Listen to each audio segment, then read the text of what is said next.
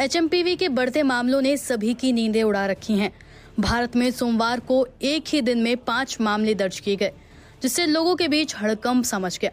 अभी तक जितने मामले सामने आए हैं उसमें ज्यादातर बच्चे ही शामिल हैं।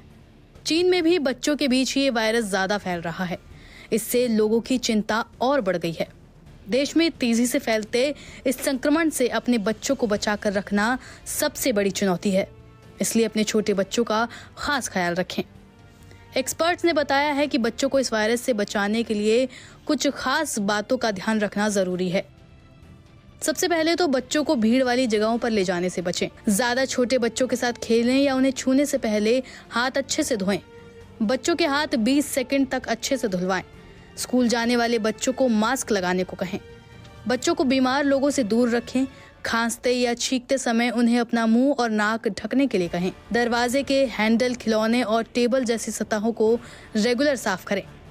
आपका बच्चा बीमार है तो उसे स्कूल ना भेजें, घर पर ही रखें। अभी तक की जानकारी के मुताबिक एचएमपीवी का कोई स्पेशल एंटीवायरल ट्रीटमेंट मौजूद नहीं है।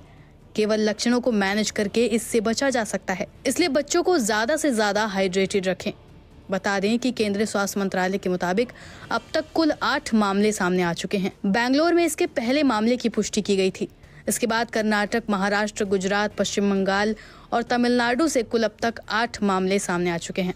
इसमें कर्नाटक, महाराष्ट्र में 2-2, गुजरात में 1, पश्चिम बंगाल में 1 और तमिलनाडु में 2 मामले सामने आए हैं।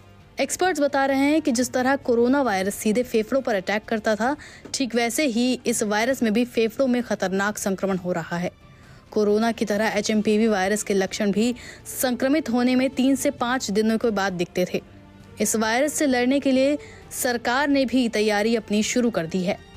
सरकार ने इसके लिए 4 जनवरी को ज्वाइंट मॉनिटरिंग ग्रुप की एक बैठक बुलाई थी। इस बैठक में WHO, DMC यानी डिजास्टर मैनेजमेंट सेल, IDSP यानी एकीकृत रोग निगरानी कार्यक्रम, NCDC यानी राष्ट्रीय रोग नियंत्रण केंद्र, ICMR यानी Indian medical council medical research, EMR यानी इमरजेंसी मेडिकल रिलीफ और एम्स के विशेषज्ञ शामिल थे। इस मीटिंग में WHO से कहा गया था कि वो जरूरी जानकारी सही समय पर भारत के साथ शेयर करे और सुनिश्चित करे कि इस जानकारी में कोई भी और किसी तरह का कंफ्यूजन ना हो। ICMR को भी जरूरी निर्देश दिए गए कि जांच के लिए टेस्टिंग सेंटर की संख्या बढ़ाए। IDSP को कहा गया है कि नए केस यानी मरीजों की कड़ी निगरानी रखे। हालांकि कुछ एक्सपर्ट्स ये भी कह रहे हैं कि कोरोना जैसी तबाही इस वायरल से नहीं होगी, क्योंकि ये बहुत गंभीर रोग वाला वायरस नहीं है। इससे ज्यादातर संक्रमितों में फ्लू जैसे लक्षण ही दिखने को मिल रहे हैं। आगे एक्सपर्ट ने कहा कि इस वायरस से घबराने की नहीं, बस ध्यान रखने की जरूरत है।